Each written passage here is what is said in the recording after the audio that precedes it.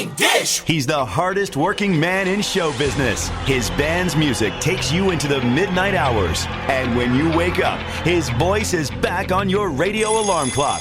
How on earth did this happen? Well, Jeff saw me taking out the trash at the radio station. And he won another award. But this one is better. I'm your boogeyman. That's what I am. It's the Morning Dish with the 2019 Radio Personality of the Year winner, Stephen Phillips. You paying attention to this, Packy? And Murphy's own Sherry Raines. Yeah, you must have given horseback passes to the right guy, Stephen. Well, giddy up. And Packy Smith's Shetland pony is right alongside. You guys know these demo tapes don't just edit themselves together, right? Well, all right. 3 cheers for Stephen Phillips. Y'all need to help Stephen Phillips out over there. Out the door and off the radio. Here's Stephen Phillips. All righty, folks. We're back, and I've been waiting for this, and I am tickled to death to have the road manager and personal assistant to the world-famous Levon Helm, one of the greatest rock and rollers in history. Butch Denner, how are you, sir? Good morning, folks. I'm very well, thank you, and I hope you all are. Yeah, we're hanging in there a little foggy down here in Georgia. Now, you're actually in New York, right? Yes, sir. I'm an hour and a half north of New York City in the most beautiful mountains called the Shangam Mountains. It's apple country everywhere, apple farms and corn everywhere. There you go. There you go. I guarantee it. But now, you were actually the personal assistant and road manager for Levon Helm. How long did you work with him? Well, work is a relative term. Right. Stephen knows that. Yeah, I'm with you on that. I first met the boss in 85 or 86.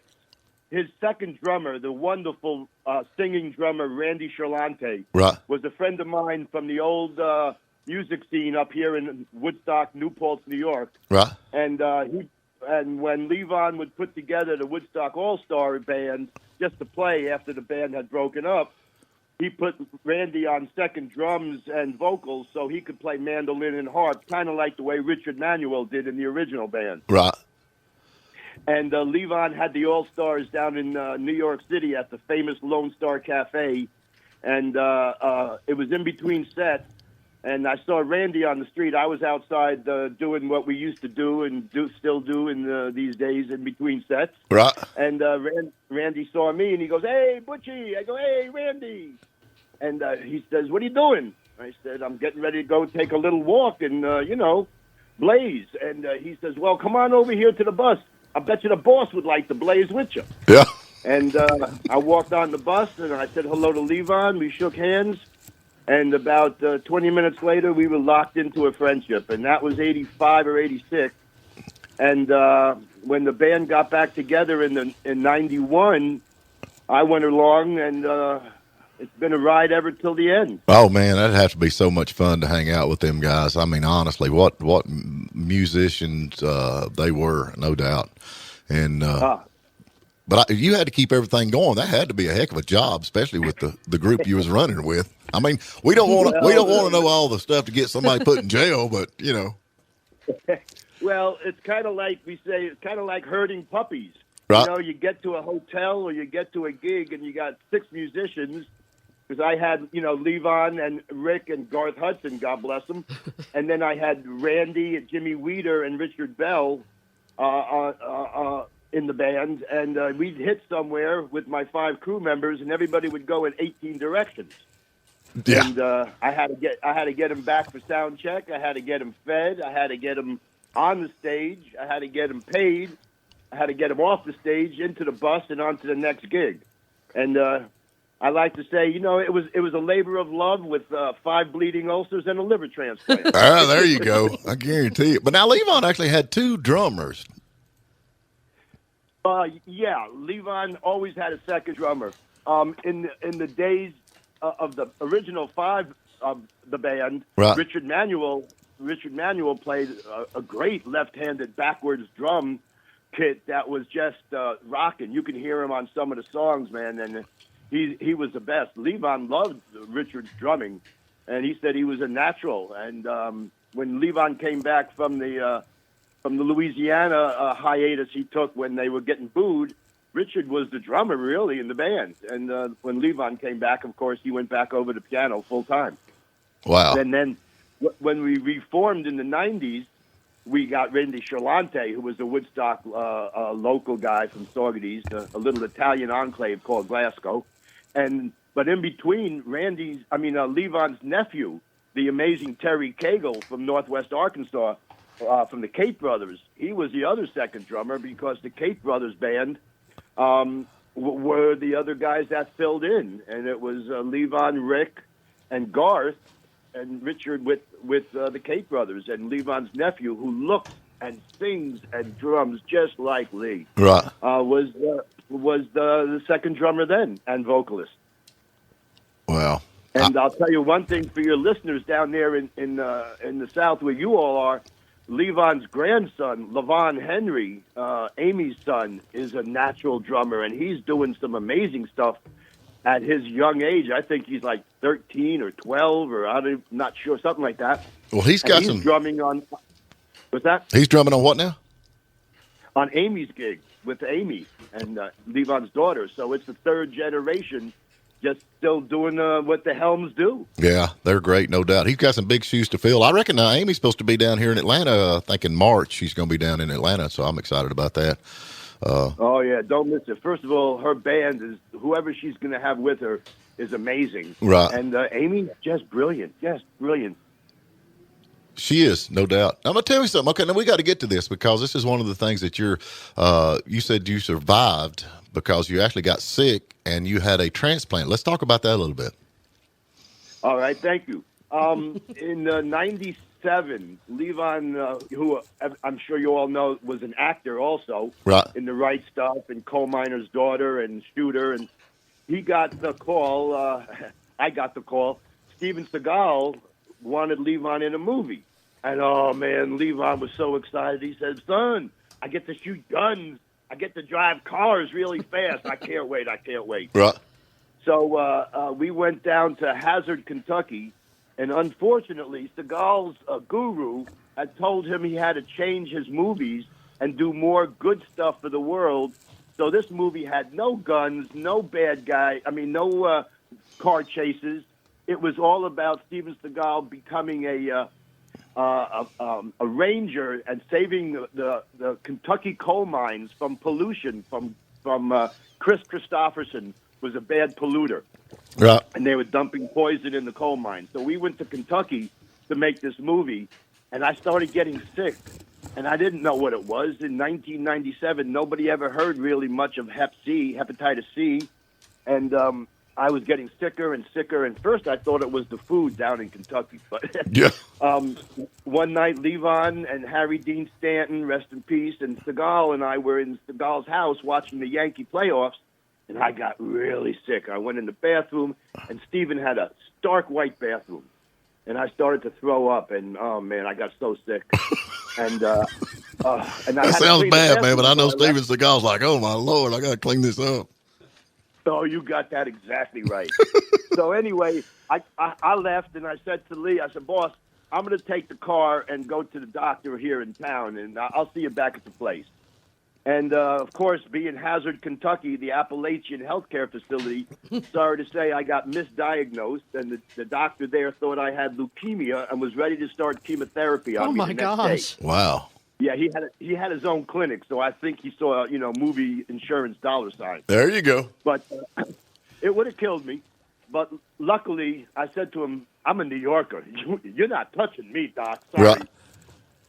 And they airlifted me. They put 2 Xanax in me, put me in an airplane because I hate to fly, and flew me back to New York, where I was rushed to the hospital. The oncologist said, you do not have leukemia. The doctor came in, and they drained 8 quarts of fluid out of me and stabilized me and found out I had 5 bleeding ulcers, and they started to cure that. And then the doctor there got me on the list in New York City at Mount Sinai. He said, you have hepatitis C, you have extreme liver failure, and we're going to try to save your life. And I was on the list, the list waiting for a transplant for 8 years, guys. Wow. I mean, I was sicker, and then as sick as could be. And then one night we got the call, come on down. It's 2 hours from here to the hospital. Come on down, freezing cold, my wife and I, excuse me, my brand new wife. We had just gotten married. This woman fell in love with me and stayed with me, even though I was dying. And Right. she never gave up hope, never gave up faith. Now, wait a She minute. always Was there knew an the insurance policy involved? That's coming from a woman. In New York, I mean, in rock and roll, there is no insurance for nothing. There is no pension. Yeah. There's just day to day. So, no, she was not going for the money. No, she's my blessed angel, Barry, and she's still to this day my rock. So we got the call, freezing cold, drove to New York City, got to the George Washington Bridge, and they got the call saying, sorry, the liver's no good, go back home. Well, after 8 years, you can imagine there was a few tears in the car. Oh, yeah. And we got home, and a week later, thank you, God, I got the call. We got down to New York City, and 1 o'clock in the morning, we get there, and by 4:30, I'm on the table getting ready. And God bless my donor family, Frankie Matera, wherever you are, thank you. Right. And I'm now almost 16 years post-transplant, and I'm as healthy and strong as a hog in Arkansas. So thank you, the miracle, other friends who had their lives saved. And we've lost people who could have been here. Paul Barrere Right. and Richie Haywood, both from Little Feet, had liver problems and couldn't get plants. Right. And you all know Phil Lesh. Oh, Phil yeah. Lesh, thank God, from the Grateful Dead. He's way past his transplant, and he's doing great.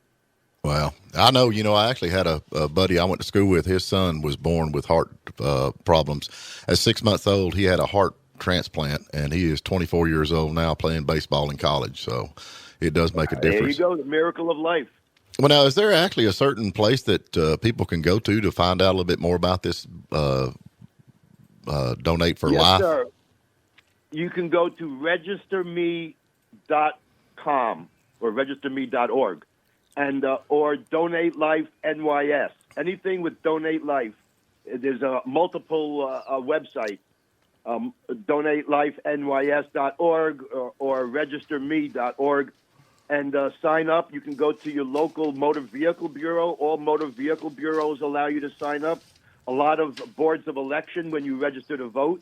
And that's what we want to do is get the young kids to sign up when they first go for their licenses at 16 or 17. Although down in Georgia, you probably drive at 13 or 14. I'm not quite sure. Yeah, pretty much. We don't even get licensed down here, man. We just roll. There you go. That's how I like it. Yeah. And you can save lives. Plus, you can be a living donor. I tried to get a transplant. Liver will regenerate. So you can give a piece of your liver, like my friend Tara did to her sister, and her sister is now a nurse after her transplant. And the kidneys, of course, you can give one of your kidneys while you're still alive. And, folks, just try to think how cool it is to be a hero, to save someone's life and still have you be alive and you can see the person whose life you saved. Right. It's really amazing to see. I've seen it a lot. I do a lot of talks on organ donation awareness, and I bring people in who've given kidneys to their father or donated a piece of liver to a stranger. And it's a beautiful thing to be a hero and to see someone whose life you saved right in front of you. Life is beautiful, folks. Yeah. I now have a granddaughter I didn't know I have. I built the September 11th memorial for my community that they wouldn't have had if I didn't get my transplant. So, like I say, we live like our donors are watching. And, Frankie, if you're watching, I'm trying to do good, bro. You're doing good, man. We love you. I guarantee it. We are, Butch, we're getting close to a commercial, and that's the sad thing because I could talk to you all afternoon, no doubt about it, especially about all the stuff that's going on. Can I give a quick plug for a Levon book, please? You can absolutely do that. Thank you. My good friend Joe Forno Jr., who, believe it or not, was the pharmacist in Woodstock, but also the business manager, has written a book called Levon's Man. It's the story of Woodstock, Richard Manuel, and his decade managing the band. It's on Amazon, and go there and get Levon's Man by Joe Forno Jr., and also get Sandra Tuz's book, Levon, because she wrote a beautiful book about the music of Levon and how it all developed. So if you're fans out there love Levon, and who doesn't? Yeah. Everybody loved Levon. Please get these 2 books, Levon's Man and Levon by Sandra Tews and Joe Forno. I'll have them this afternoon. I'll guarantee it. Yep. You can't even Thank you, read. sir. I love it. I Thank get you, my ma'am. wife to read it too. But anyway. Well, I just want to say thank you for keeping Levon's name and the band's name going, because it's a tradition of Woodstock, New York. It's a tradition of Americana music. And, man, there was nobody better than the boss. Oh, he had some great stuff, no doubt. And you kept him straight, so that's a good thing. We're going to get you back on because I want to hear more about all this stuff that's going on, if you don't care. I'll be right here, son. There you go. All right, we got to get to break, Butch. Man, I ain't kidding you. I appreciate you, and I'm glad you're doing good. And like you said, folks, y'all have heard it right from a survivor from being liver donation transplant, so y'all can get involved with that. I know a lot of people's got on the edge with that, but here you've heard right here from the, as they say down south, the horse's mouth. So, but Butch, we appreciate you, man. Well, Packy, Stephen, ma'am, thank you all so much. God bless you all, and You stay too. strong. All right, take care. Thank you for spending a little time with us. And remember, you can tune in every morning at WJULradio.com at 8 a.m. Eastern. And please subscribe to our YouTube channel and like us on Facebook, The Morning Dish.